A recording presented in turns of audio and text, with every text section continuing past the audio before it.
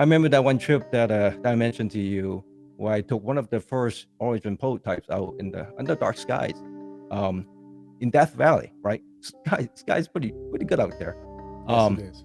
I had it set up outside of the cabin, and I went inside and where I can hang out with my kids, and we just put up some pictures of galaxies and really faint objects. So my kids got to get a chance to look through them, and also allow them to actually pick out whatever objects that they want the origin to point to on the iPad, right? Um, and we went there, and they were fascinated by what they could see. I thought that was a really interesting experience. I mean, to be able to do all that. I'm Dave. And I'm Rob, last minute astronomer. And we have Corey Lee, the CEO of Celestron, and Eric Kopit, the innovations guru. So can you guys just tell us, what have you been up to over the past few years? Lots of cool stuff has been coming out. We're really excited to have you here. Yeah, absolutely. We have a really exciting product that we just introduced, the Celestron Origin Home Observatory. It's definitely one of the biggest and most complex projects that I've undertaken in my career, and I think one of the bigger ones that Celestron has ever worked on. Next up, Corey and Eric share their own first experience with a telescope. Can you tell us a little bit from your personal experiences, like what was your first experience with a telescope? Sure, I'll go first. So maybe just a little bit background story, right? So I was born in the city of Hong Kong, big city, lots of tall buildings. So I don't see a lot of night sky when I was a kid. Now, after I moved here to the States, one of the first thing I did after I graduated from school was here working in Celestron. At that time, we were tackling a big project. You guys may remember that Celestron Ultima 2000. So I was one of several engineers working there at that time, and took it out. Had to do some night testing. Went out to Enzo Borrego, middle of nowhere, and that's where I actually got my first view of the Whirlpool Galaxy. From then Oh, on, I'm cool. like, oh wow, this is what you can see up in the night sky. I never thought that was possible, right? I mean, so that made an impression on me. I was like, wow, this is cool. Even though it was there was years when I wasn't here in Celestron, I still went to star parties and just really wanted to get a view of a nice galaxy in dark skies. So your first experience with a telescope was with Celestron, in your job. That's right. My real experience was with Celestron. I have seen some smaller telescopes looking at planets. I mean, I like that, but that was good. But Mm-hmm. seeing the galaxy really made an impression on me. Yeah. Absolutely, especially in a nice dark sky like that, Yeah. for sure. How about you, Eric?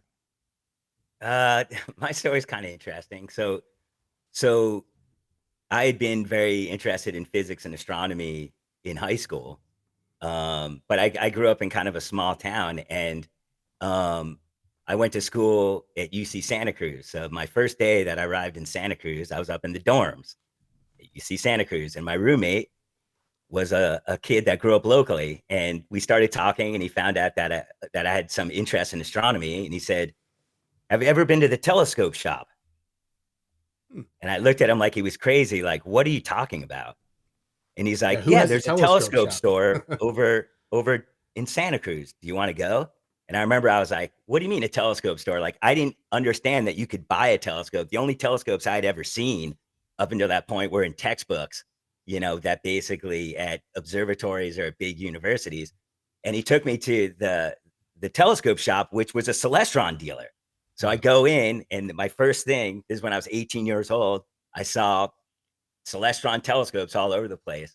And what was funny is, I remember that the guy that was running the shop there, who would become a colleague of mine many years later, was kind of eyeing me over because I was taking all the brochures, the Celestron brochures, but he knew there was no chance that I could afford any of the telescopes that they had. So, but that was, again, like same with Corey. It was the Celestron really that really first was the first telescope that I came into contact with. So, And then later I started working for that shop, and I used a Celestron 60 millimeter refractor. And then I bought my first scope, which was an 80 millimeter refractor, a Celestron. And then I graduated to an 8-inch SCT, which was, That's a big jump. yeah, I was very pleased with that one. So that's kind of how I got into it. But yeah, even though I've been in the industry for about 30 years, well, actually almost 35 years now. Geez. And, but I've been with Celestron about 13 or 14 years. Before that, I was with a different telescope company. So That's fantastic. I mean, I remember my first telescope was actually when I was told I've got to teach astronomy, and my school had a telescope, and it was this. It's one of those old Celestron 8-inch orange Schmidt Cassegrains, one of the classic ones, and it was in a trunk with like just, I don't know, some egg crate foam just sort of around it, and it was a challenge as a newbie to be like, how do I use this thing? But it worked out. I learned exactly what I was doing instead of just pointing it straight up. I actually learned how to use it, and it was a nice window into how do I actually see these things. I remember sketching out the Orion Nebula for the first time in my little sketchbook, and I still have it. I don't know where it is, but I have it. My little sketch of the Orion Nebula, and that got me hooked, definitely, to be able to see these big clouds of gas and dust, and I can record it like that. That was awesome. I don't know. What about you, Dave? So my story is somewhat similar in that I didn't really have a chance to use a telescope until I was teaching. Similar story. I took over as the planetarium director, and there was a telescope there. And in fact, there was one of those orange telescopes, just like you just spoke about. And it has a kind of nostalgia to it. And we took it out, and myself and a few students were trying to use it. I distinctly remember one of my students saying, hey, look, it's Venus. And I said, are you sure that Venus has blinking red and blue lights? So it turned out to be an airplane. We were super excited. And then we watched the airplane for a little while. It took us a number of years to figure out, how do you get this to work in every way it possibly is made for, and, had an old style clock drive and everything. So we had a handful of upgrades over the years, but, it's really interesting that we all have our jobs kind of was the first time that we truly had those telescopes in our hands. It's pretty cool. Rob is coming in hot with trivia after this short break. Introducing Celestron Origin, stargazing and astroimaging redefined. Origin is completely autonomous. Simply choose a target in the app. Origin captures it with ultra-fast RASA optics, perfects it with AI imaging processing, and delivers it to your device. The results are better than what you'd see in a much larger telescope under much darker skies. Experience and share the night sky like never before. Learn more at celestron.com/origin. I've got a little bit of last minute trivia for the three of you. Okay. All right. So we got 3 questions. And the first question is, who invented the telescope? Let's have our guests go first. And then we'll Oh no. So I know most people think it's like Galileo, but I know there's some guy before him, and the name isn't coming to me right now. Okay. All right. I know I should know this because this is the type of stuff that I can't. You guys got me with my pants down. First one. Dave, do you know? I do kind of have an inkling. I believe it's Hans Lippershey or Hay. Yes, Hans Lippershey. Yes. And his kids actually were playing with optical glass, if I remember the story correctly, and he kind of took their idea and ran with it. So It may have actually been Hans Lippershey's children that started the whole magnification with optics, which is pretty cool. Yeah. It was back in 1608, and I looked a little bit up for this, and the first person to apply for a patent for a telescope was the Dutch eyeglass maker Hans Lippershey, or Lippershey. But then there was also somebody else who was in the same town that also kind of worked on optical instruments as well. So there's a little bit of confusion there, but they go by the patent application, which is how they do that. So, so there we go. There's one. We stumped them. Fantastic. All right, now second one, Galileo. He heard about this Danish perspective glass, right? And he constructed his own, and he improved on the design.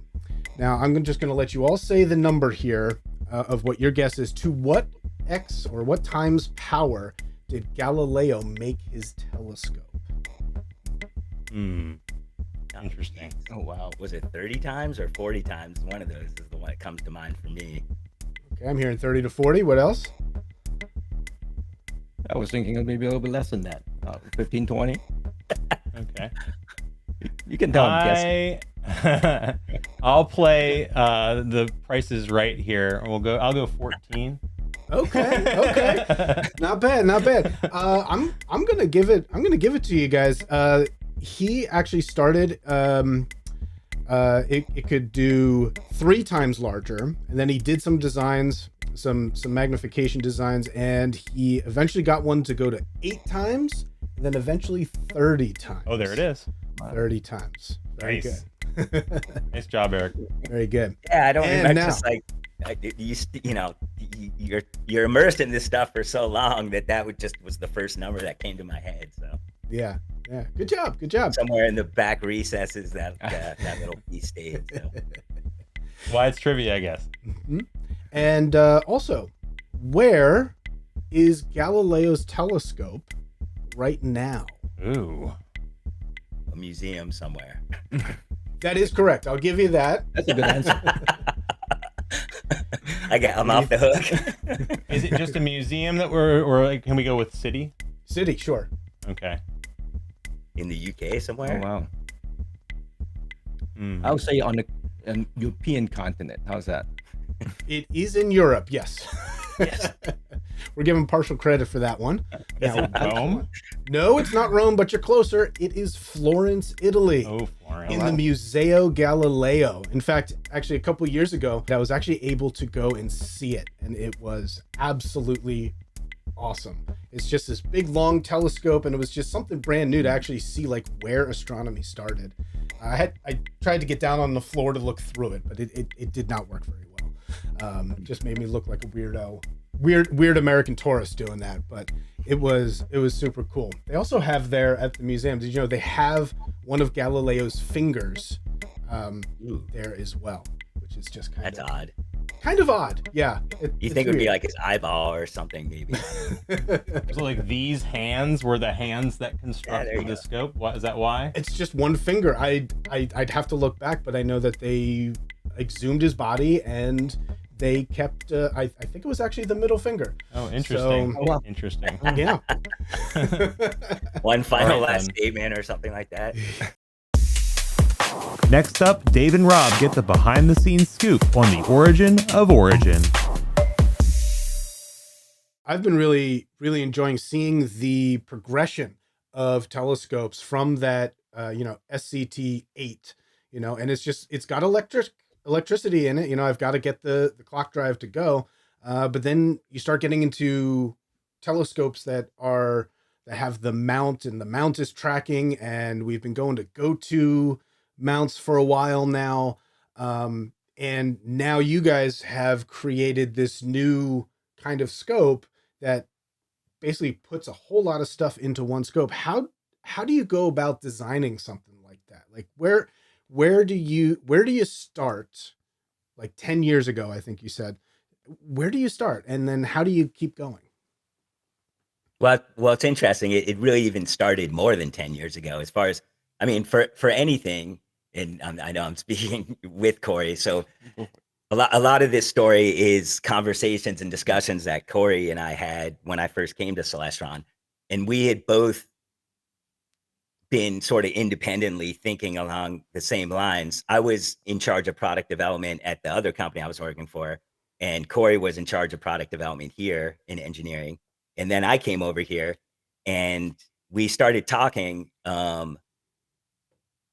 And it just, a lot of the basis of the talking was, at the time, this is when there was more remote telescopes coming online, like where in the early days, it was more renting time through the internet or something like that, where there would be a remote observatory somewhere. And then there was the business model where people were trying to, you rent the telescope, and that's still done to this day.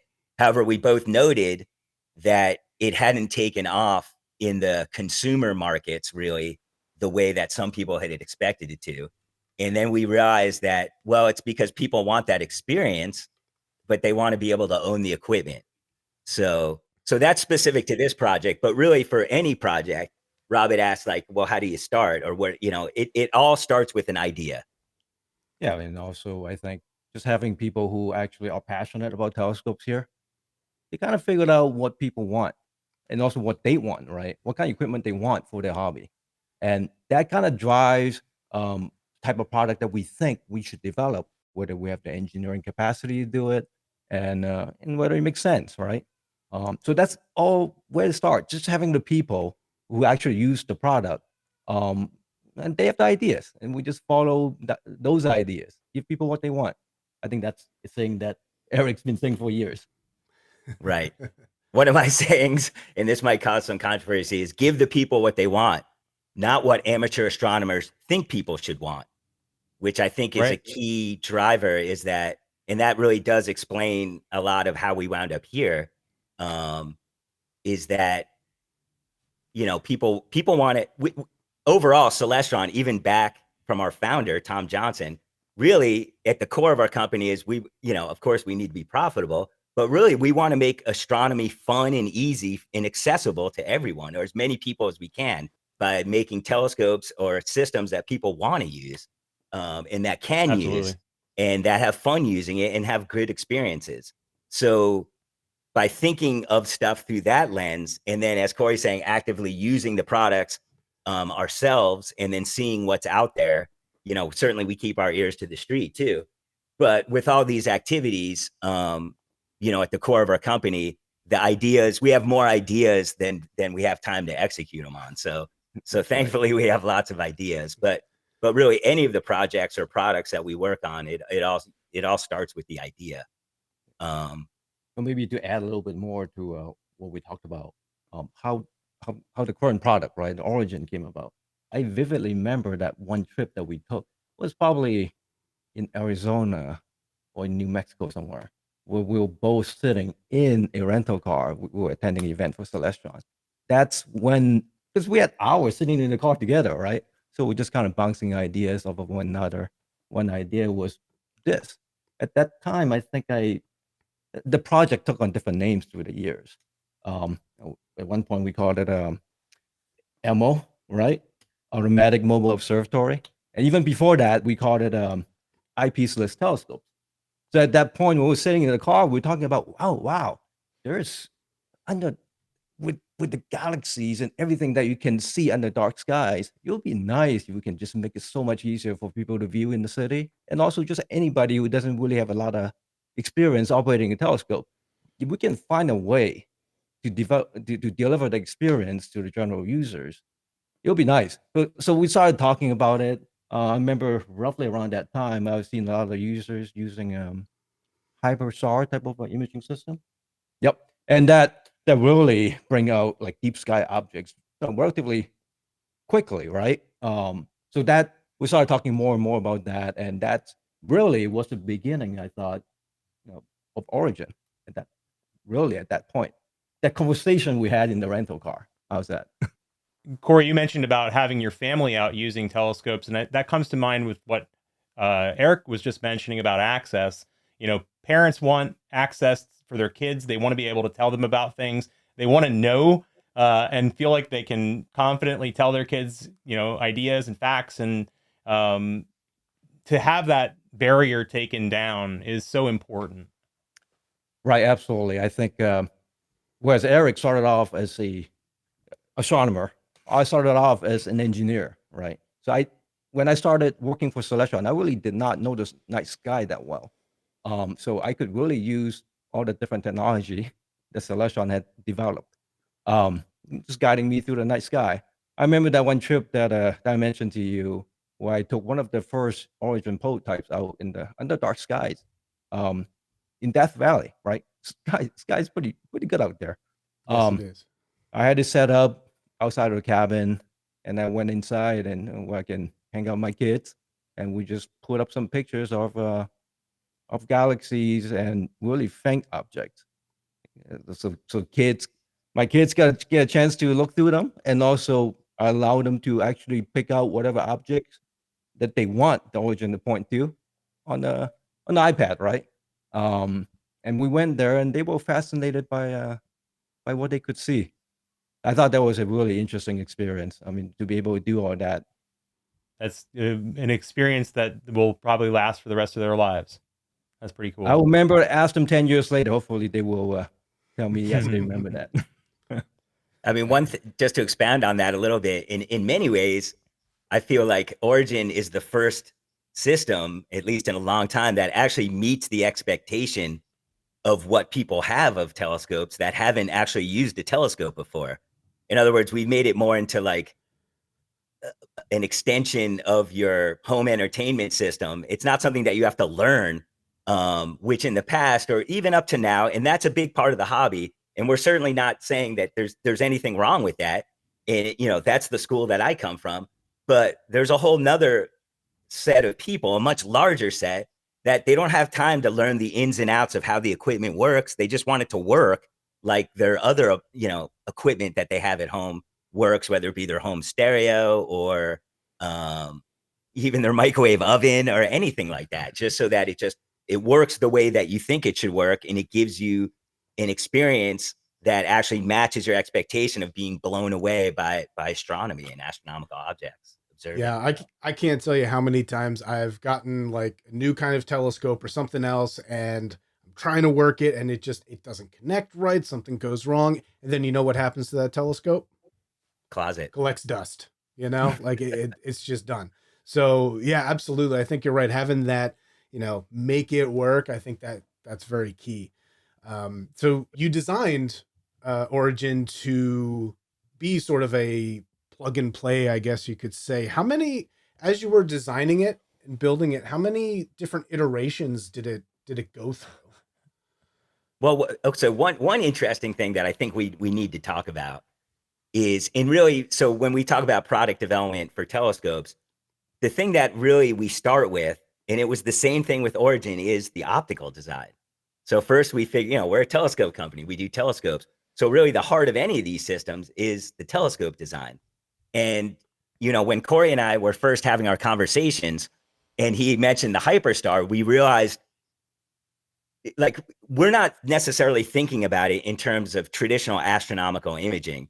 We're more thinking about it along the lines of replacing visual observing, or what people call EAA now, electronically assisted astronomy, where basically we're trying to replace the eye with a sensor, right? So the thing that really separates imaging, traditional imaging, with visual observing is time, right? So when you look with your eye, you're getting 30 frames per second, and you don't see it, your eye doesn't, first of all, it's not that sensitive, but it doesn't integrate. The camera is much more sensitive, but typically people are doing, 10, 20, 30, 40, 50, 1 minute exposures, which, the longer the exposure has to be, the less it is real time, right? You're waiting. Once you're like waiting for the next image to come in, then it goes more towards imaging. Like, yep, you're imaging, you're waiting.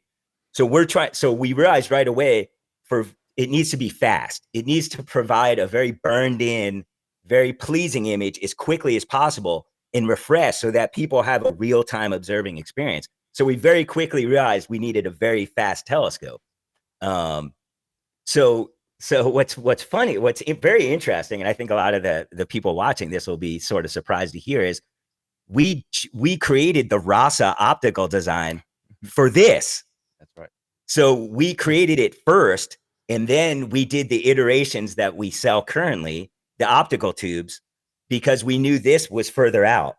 So we knew that, oh my God, we came across, with Dave Rowe and Mark Ackerman, we came up with our Rowe Ackerman Schmidt astrograph design for this project.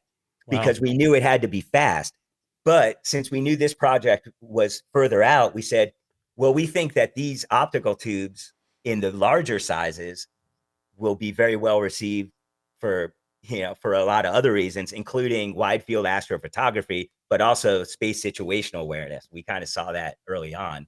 But Can you so explain what that is for those of us that are not it's like aware of what that means? Yes, me. watching the sky for transient stuff, which could be space based in origin, or it could be satellites, human based, basically. So it's just watching the transient phenomenon above us. In many cases, to keep things safe. You know what I mean? Things that move against the stars, in other words, like things that are actually moving across the sky. Right. Correct? Right. Yeah. Exactly. Yeah. And Ross is very well suited for that because it collects a lot of light and it's very fast. So it delivers lots of light to a sensor quickly, so you can capture pretty faint objects in fast exposures, which is what this stuff's, the transient stuff's moving. So even though we created it for Origin, we realized that it had all these other applications, and we literally released our first RASA. I think it was 2015. Yeah, I think roughly around there, right? So I Now- think it's very surprising to hear, like, are you kidding me? You Yep. designed it for this, but you're just coming out with this. But RASA's been around a while. But yes, the inspiration for creating that optical design was this. So on this kind of same theme, are there any like rabbit holes that you chased down and ended up having to abandon them because of, they just didn't work out?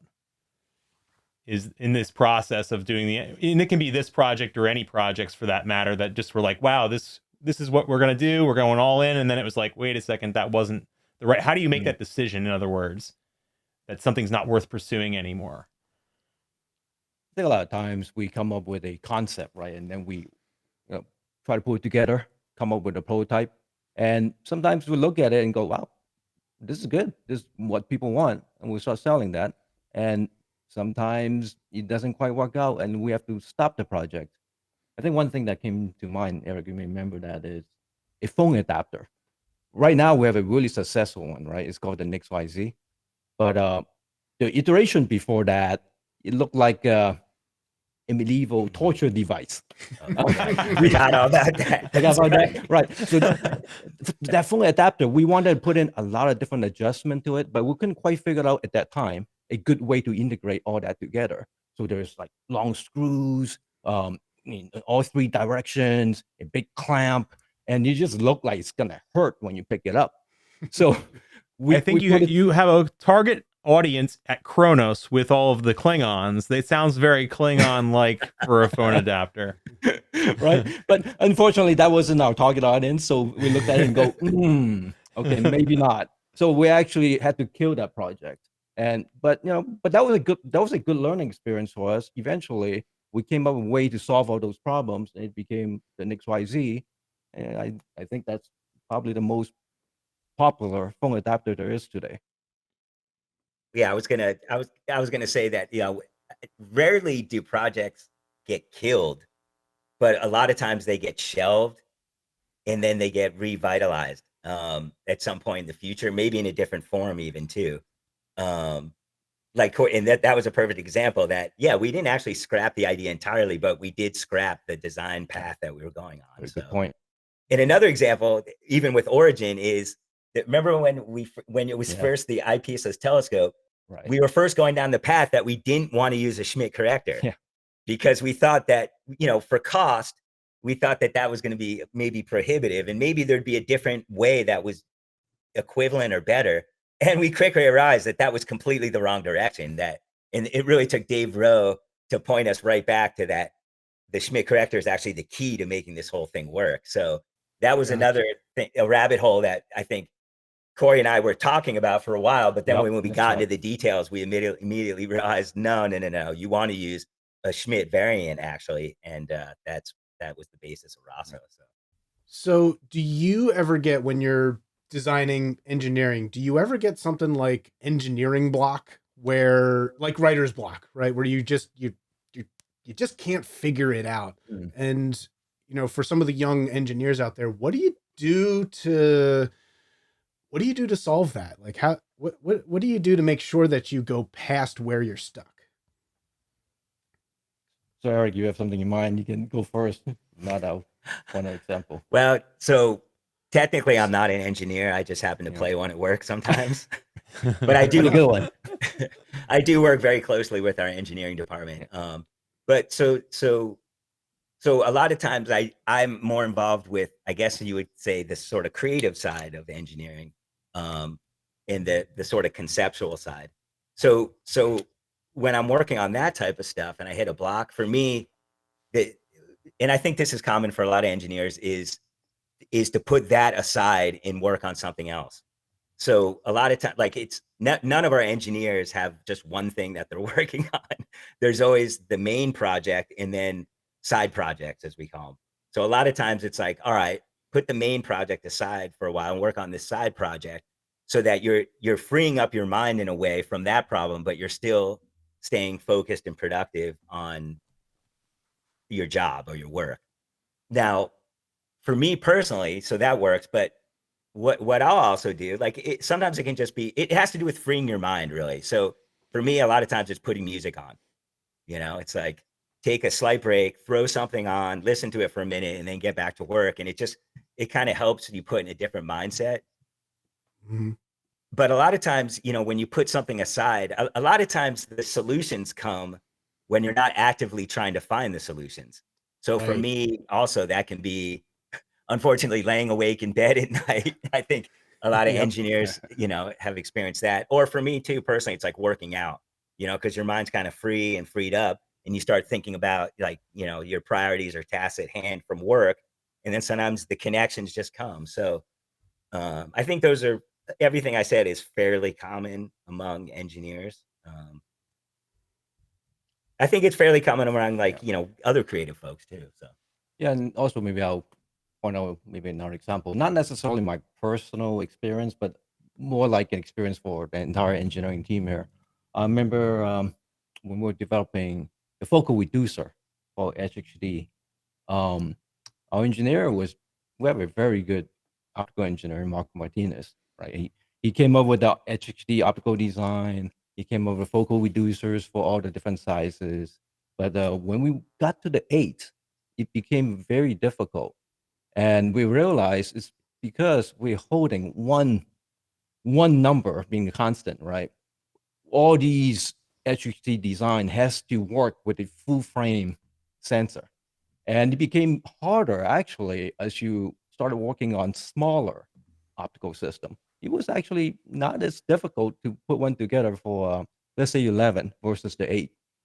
And it becomes even more difficult when we try to create reducers for the 8s. Now, I know I'm maybe getting a little bit way too deep in the technical stuff, but the, so the story is, it took Mark a long time, and we couldn't quite figure out a optical design that satisfies all of our requirements. And eventually, we have to step back as a team, and we examine the criteria that we came up with, the design criteria, and we had to make some changes, make some tweaks to basically say, Mark, now we're gonna do this instead of that, and that's when we actually made progress with the product event. So, anyways, that was one engineering block example I think I can think of in a moment. Yeah, sounds like the general engineering process I like to teach my students. Of you get a design, do a prototype, test it, retest it, and you keep going back and forth until you get it Yeah. to where you want it to be. Um, tell us a little bit about the people who are involved in making and designing, uh, prototyping, and actually producing. Like, how many people does it take to develop a new telescope, and what kinds of jobs do they have? Right. So making telescopes, right? Designing telescopes is actually, I've had this conversation with several people in the past. It's actually quite difficult. It's quite involved because it covers a lot of disciplines, right? A lot of different engineering disciplines. We need optical engineer, of course, mechanical engineers. Now, with all the electronics, we need electronics engineer, and as we have more and more software in the product, we need more and more software engineers. Let alone the telescope experts that we need to have on staff, So actually, it takes a entire team of people with different discipline, different expertise to put together a pretty nice telescope. So yes, So are we do have talking a like big 10 team. people or like 100 people? Well, so it's going to vary on each project. I mean, our like 10, yeah, that's for a lot of projects. It's usually about 10. We have not a huge in-house engineering staff, but a pretty substantial one for a company our size. For something like Origin, including all the consultants on it, because I knew you were going to ask this question, I kind of totaled up, and it was about 20 people Okay. working on it, and that's our in-house engineers. Like Corey said, we have optical engineers, plural, mechanical engineers, plural, electrical engineers, along with firmware engineers, software engineers in-house. And then externally, we used other software consultants for different aspects. Like one of them was the AI stuff. Obviously, we don't do AI in-house. We're a telescope company. And then obviously we have our app development partners over at Simulation Curriculum. They're involved as well. So we have our in-house engineering staff that's the core and does the primary engineering. And then depending on what the project is, we surround it with additional partner or consultant resources, basically. But on Origin, I told it up. It was like it's about 20 people. So Corey, now, am I correct that you are also an engineer as your main way you got into this? And I've heard from many people how important that is, having you as CEO, but also having that engineering knowledge. And how do you can you leverage that in many ways, do you think, that help you to make good decisions based on, engineering concepts rather than just normal everyday CEO type of decisions?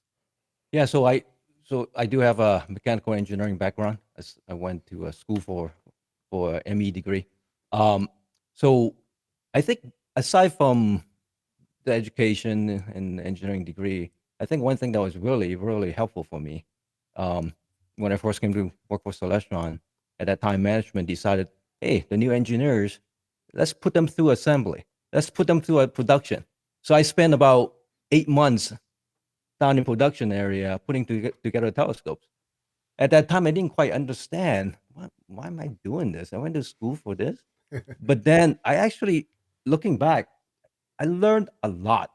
Just putting gears together, right? Just understanding how a mirror moves inside a Schmidt-Cassegrain telescope, what kind of issues people encounter when they put stuff together. That was really, really useful, I think. That allows me to actually keep all that knowledge in mind when I started designing telescopes. One of the telescope that I worked on, I mentioned, was Ultima 2000, and then later on, I took on a more active role designing the mechanical parts for the CPC telescopes, which we are still selling today. So I thought that was really helpful. I mean, it allows me to understand what the product's all about and what's important and what is possible too. Right. And all that knowledge actually stays with me, and it's really helpful when I'm having these discussions with Eric without sounding like I don't know what I'm talking about. So it's good. It's good to be able to have intelligent conversations with our engineering team. Now, do you see any unforeseen technological advancements that were like outside? I'm thinking like smartphones, for example, that you just didn't expect. And how can that change the trajectory of a project like Origin, for example, where it's so tech heavy? Right. So there are different ideas that Eric and I and the engineering team are always talking about, but I can't really tell you about that now. I'm feeling that maybe in a couple of years we can have one of these interviews again, and we can talk about the new products that we might be working on. Fantastic. but definitely, I can definitely say, like, right. What's interesting is, right, like in Corey, for a large part too, is I've been in this industry basically before the internet was really even a thing. I hate to say it, like, to date myself, but like, the internet wasn't really a thing. So like, the internet was one thing, but smartphones, that changed everything, because now everyone has a processor and a camera and a display screen in their pocket for free that can be leveraged for astronomical imaging or observation. And we've done that, right, through the years, first with Sky Portal, where now you have a planetarium interface on your smartphone to control your scope, so it can replace your hand controller. And then StarSense Explorer, where we leveraged the smartphone for manual telescopes to help people point to objects. And now certainly we're leveraging the smartphone again with Origin as well. So the impact that the smartphone has had on amateur astronomy has been hugely significant. So did you need to have technology catch up to your idea for Origin? Were you waiting on stuff to catch up, or did you feel like you could just go with your design right away? I think there's an element of that, right? At the time when we were talking about the Origin concept, camera sensors were really expensive, and certainly camera sensors have gotten a lot better since we talked about it at first. Yep. And also a lot more affordable. So now we can put together a package that actually, is accessible for a lot of people. Right. One of the main issues when we first conceived of this was, how do we wirelessly get the image from the camera to the smartphone, right? And there really wasn't anything on the market for that. And in fact, we started talking to some of our camera partners about developing Wi-Fi cameras. And then we quickly realized, so that was kind of maybe a rabbit hole a little bit, but we didn't really go down that rabbit hole much. We were just kind of kicking the tires. But then we quickly realized, like, because the cost of the RPi, the Raspberry Pi type computer, where now you can get this really powerful off-the-shelf computer and embed that thing in your product for very low cost, because it's a reference design and it's widely available. So that allowed us to now basically get the image into the RPi, and then the RPi can get it over to the smartphone. So that was a breakthrough that certainly helped us as well, was the powerful computers and sensitive CMOS sensors at much lower cost, so that we could integrate that. So yeah, a lot of it, and that was why when we first conceived of this, we couldn't execute on it, because some of mostly with the sensors and the processing, right? There's three things that make this work: the optics, the sensor, and the processing, essentially. So the optics we had, but the sensors, as Corey said, they weren't really sensitive. I mean, the sensitivity of the sensors that are available now for low cost is unbelievable. I mean, back then, literally 15 years ago, these were like Andor quality sensors that cost $50,000 cameras would be made. So the regular like Starvis Sony CMOS at like very under $50 per sensor price is a huge breakthrough that allows these type of systems to really work. So we're going to take a little break right now, and then we're going to come back and talk a little bit more about the Origin telescope itself. In this month's In Focus product spotlight, Dave takes Origin out for the first time. All right, check this out. This is the Origin telescope from Celestron. It is a 6-inch RASA design. Now, I have this on the travel tripod. I wanted to make abundantly clear that this is the tripod that comes with the Origin. I'm going to be showcasing the Origin with the travel tripod, which I really like it paired with this, but it is a separate purchase, which makes an amazingly portable setup here. I love the way it looks. It has some really cool features. The one that I like the most is that this is Celestron's first telescope that will be connecting directly to cell phones and tablets, and you'll be able to display and project that up onto things like the screen behind me. And I hope to get this guy out. Now, it's been raining, and this is not a lie. It's been raining for like 2 weeks. I've had this thing here. I've not had a chance to get it unboxed, and I just got it unboxed a few seconds ago, and I'm blown away. This thing looks just beautiful. The RASA design is that there is a camera up front here at the prime focus location, making this an astrograph. It's the Rowe Ackerman Schmidt astrograph, and it is a 6-inch design, the first of its kind. And in the back here, we have the brains of the operation. Within here is a Raspberry Pi. There's a really nice indicator light here when you turn it on. And the ports On the side here are nice to be able to access. There's a LAN port, there's USB 3.0 and USB 2.0. So if you want to, you can basically download the image files directly from the scope. And what that does is permits you to do traditional image processing on them like you would do with a traditional astrophotography setup. However, this is really designed to be more of an EAA style of scope where you're using this for electronically assisted astronomy, kind of in place of looking through an eyepiece with your eyes. So the goal here isn't so much to provide you that traditional astrophotography experience. It's live stacking the images. So it's taking 10-second exposures.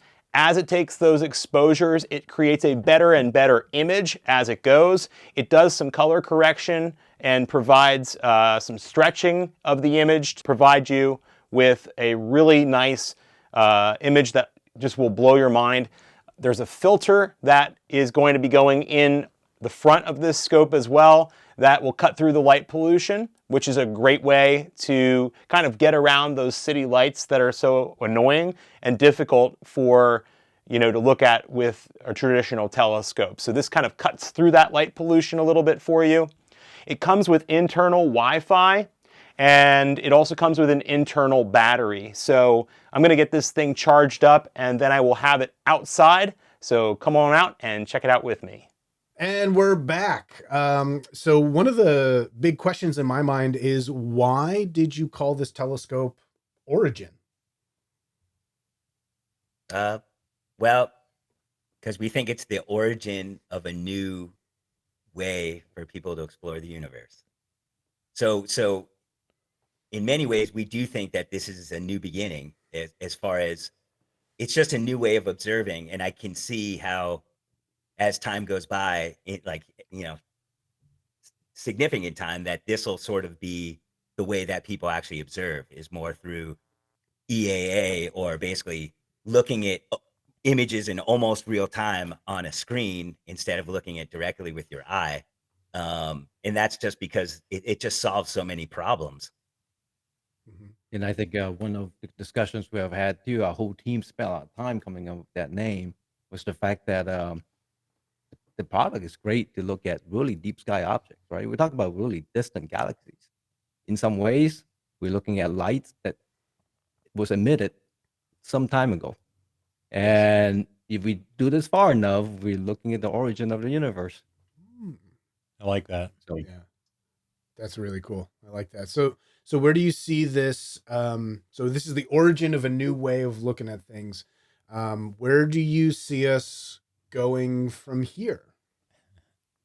Well, I mean, just to expound on what you just said a little bit, I mean, it's just once you start using a system like Origin, that can actually, and the key is getting it closer and closer to real time. And I use one of these and test it over many years on the balcony that I have, and it's definitely very light polluted.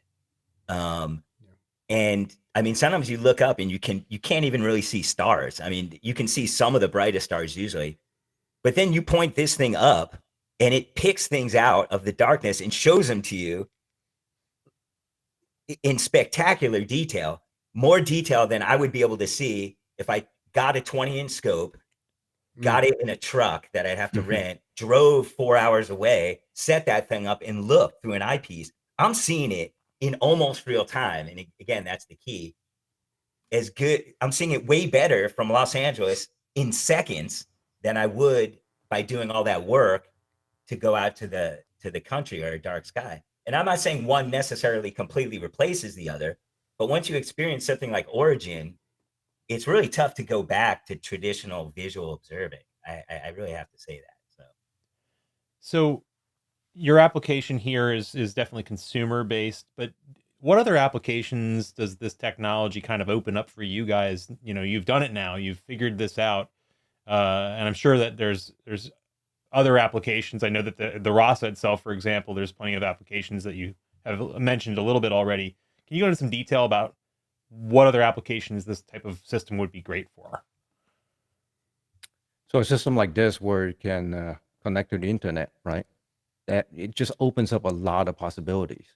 I mean, we can have just on the very, very simple level, we can have content delivered to the product.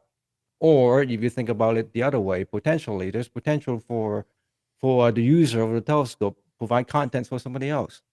So those are all the different possibilities that we're thinking through. But at the very, very least, this is something that can be remotely controlled, and that again, that opens up different possibilities. Just consider what Eric had talked about early on when we first talked about this, some similar product ideas, which is a form of telescopes that potentially can be used to collect images, collect data, and remotely for different people. So there's all sort of possibilities with a product like this that we can investigate. Right. I mean, the two. So right, the concept in general, I guess that Corey's alluding to would be like what we would call a global telescope network. So basically, once you have a whole bunch of users out in the field that have this standard platform type system or an automated system, then it becomes a lot easier for people to collect data and get that to a common source that can be used for a lot of interesting things, whether it be the two main things really are astronomical research, or as I mentioned before, space situational awareness, which is keeping an eye on the sky as far as transient activities, whether it be satellites or asteroids or that type of activity. So once you have a standard platform that anyone can, it's easy for anyone to operate and it's automated. As Corey said, you can get that at some point now, you can get that connected to the internet and it becomes like a data collection type machine that, and certainly that exists at a much higher level. Like automated systems like in observatories or universities can be hundreds of thousands of dollars. But here now we're making that type of activity accessible to those on a much smaller budget, whether it be a school district or just a group of observers or whatnot. So startups, a tech startup who's collecting data to sell it, these type of things. So I distinctly remember as a kid that there was a handful of citizen science type of things that they needed computer like capabilities and power, and they asked you to take a small set of data, and your computer would sit there and churn when you weren't using it on that data set, and it would upload it, because we're talking dial-up internet still. And I thought that was so awesome. SETI? There was a number of different ones. SETI was certainly one of them. Yep. But that, and this they're still brings that to actively mind. involved with that. As far as citizen science, like one of the things, right, that people are excited about in astronomy now are the finding of planets around other stars. Watching either the dimming or the wobble or whatnot, and you can get good data with these automated systems, so that you can use a global telescope network of people with small telescopes to find planets around sun-like stars, which is kind of interesting. So whether we'll talk to those people someday or not, assuming there's people or that they're even carbon-based life, we don't know any of that. But but yeah, just being able to be able to gather everyone together with a global telescope network. It's like having an eye on the sky at all times. Almost, it's like a global eye. So can be very interesting. One of the important things I think about when people talk about Origin is the ability to upgrade. And I know you guys kind of had that in mind. You can tell in the design and everything that, and you mentioned connecting to the internet. So, what is that? How does that separate it from some of the other equipment that's out there right now? Well, I think with Origin, one of the things when we made is we want it to grow as you grow. So even though you'll start, like you might not know anything, like I'm just buying it and it's automated, it's going to teach you the sky. So as you watch it point and as you use the planetarium interface, you're going to start understanding the sky and see how things work, and you'll grow. And then there'll be more and more things that you want to do. And we've kind of thought that through with Origin to make sure that there's no dead ends, that like, yep, I've done everything I kind of can with it, and closet, right? That's always the dreaded place, is it winds up being unused in the closet, which is not, we don't want that to ever happen. So like one thing, yes, I mean, the one thing that does change quite rapidly over time is the sensor technology. And Rob had mentioned, where do you see things going in the future? And I do see that there will be continued improvements in sensor technology, and how that benefits Origin is smaller pixels that are just as sensitive or even more sensitive. Because as we get smaller and smaller pixels, we basically get extra resolution for free with a RASA system. That isn't true with a lot of other smaller aperture systems.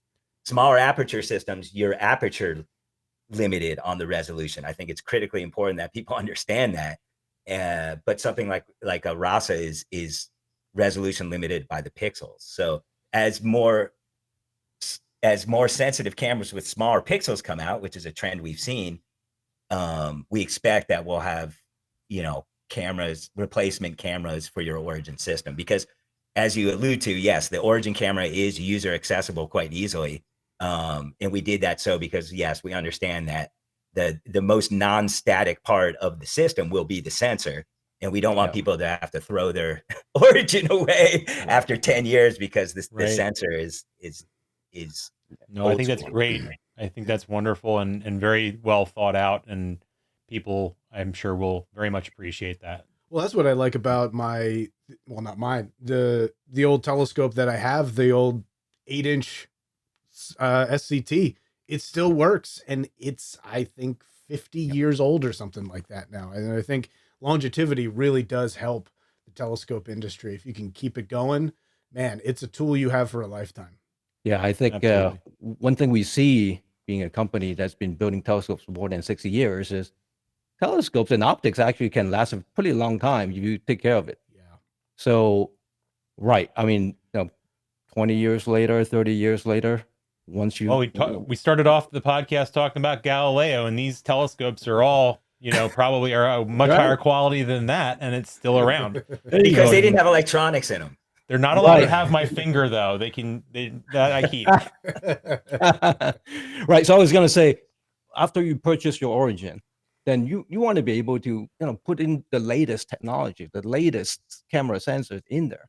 I mean, that's part of the reason why we wanted to make sure that our telescope, the Origin, can grow with you. I mean, Celestron, we want to make sure that we take care of our customers, not just now, but also later down the road, and make sure that they stay with us, because we've been around for a long time. We're hoping our customers will also be with us for a long time. Next up, Corey and Eric talk about the engineering design process and how you go from concept to reality.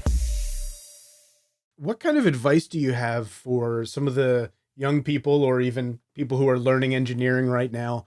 What kind of advice would you give to someone who's interested either in engineering or design or telescopes in general? Like, what kind of education or career advice or experience advice would you give them? So I think I'll repeat what my dad told me when I was younger. Study math. Study math. Do you want to get into engineering? This is one of the first things that you need to do. Study math. You got to make sure that you can you can do math, right? I mean, that's one. And I think the other thing, as I learned throughout my career, is just having the sense of curiosity. If you see a problem, because engineers are supposed to solve problems, right? You see a problem, the textbook doesn't give you a solution, you got to find it. In today's world with the internet, you do enough research, you can find a lot of solutions. You can come up with a lot of different ideas. So just having that sense of curiosity and just trying to figure out how things work and then coming up with solutions. I mean, I think that's one quality I think being an engineer needs to have. I mean, I think one thing that's interesting to me is if I was in high school and I wanted to pursue engineering, well, the first thing, I'd say stay in school, expect to go to college, because realistically, to work as an engineer, you need at least a bachelor's. But one of the things I would start pursuing is the whole maker scene. Like, that didn't really exist when I was a young lad. It just seems like there's so much out there, like DIY engineering projects that kids can get into with 3D printing. Oh my gosh, 3D printing is amazing. Right. So basically on their own, they can sort of get their feet wet and get a taste for how these things work, so that, and I do think that would give them a nice little jump on people as they go on in their career. So Yeah, and from what I've heard from others as well, like the coding, if you can learn how to code, and especially like Python, I've heard was a really good one to get started on. That the coding is a really big thing because then you can implement ideas that require coding, and I can't do that, and I wish I could sometimes, you know. So that'd be my Yeah. takeaway from that. Yeah, just getting your hands dirty and playing and figuring it out. You know, that's what I normally And expect to think of. fail Yeah, a lot, and that's okay. Next up, we discuss our plans for the upcoming 2024 total solar eclipse. So what are your plans for the eclipse? So we have a big event, Celestron. There's a whole team of us going out to Dallas. So we'll be there observing, spending time with a big crowd there. I'm also gonna take my whole family. I want to make sure that my kids Fantastic. get to see the total solar eclipse event, and hopefully they remember it when they grow up. Oh, I bet you they will. Yeah. I'm going to be somewhere outside of Austin, not with Team Celestron. I sort of worked the last eclipse, so I want to do a non-working eclipse this time, and I'm bringing my wife out there too, Randy. So looking forward to it. Excellent. That's fantastic. I know we're both bringing our family out to the Midwest, and I'm going to Ohio. My son was with me. He was 4 years old during the 2017 eclipse, and he is just stoked about this one. And Nice. he still remembers it, and he talks about it. So I'm looking forward to it. In my 10-year-old, at that time in 2017, he put one of the Eclipse Smart glasses on. He looked at the sun. He enjoyed it, but at that time, my younger one was too young to actually realize what was happening. Mhm. So this is our chance. We're gonna do this again. Yeah. Hopefully, it's 20 more years, right? Mhm. Is that what it is? There's 20 years in the United States. There's the next one. That's Yeah. it. Yeah. Mhm. So I have Otherwise, we have to travel to the middle of the ocean somewhere. so yeah, I'm going to be going to Indiana, and like Rob, I was at the 2017 eclipse, but I didn't have a family at that point. So my son will be coming with me this time. My older son, he's 5, and I know he's going to be excited. He's kind of got an idea of what it's going to be, but I don't even think I could have prepared myself for how amazing it was. And I was teaching it at that time. So as a kid, to have that kind of an experience where you get to see the moon covering up the sun and just feeling all of those, emotions that come over you, it's memorable for sure. And I just can't wait. Yeah. It's weirdly indescribable. Yeah, for sure. Yeah. I always think of there's like a black hole. Temperature change really made it a very different experience than what I expected at that time. Yeah.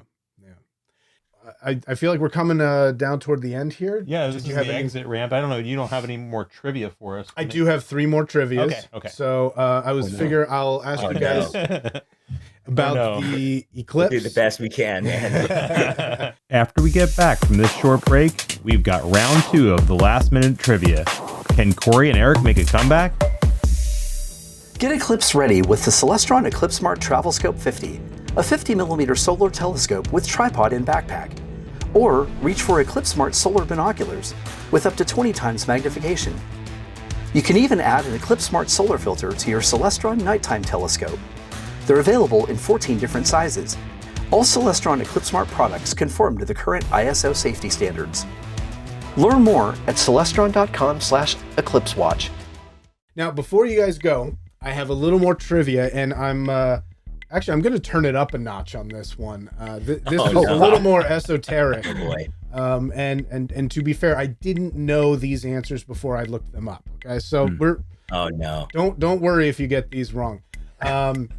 So the first question that I have for you, and for the audience, you got to play along. What is the largest refractor telescope?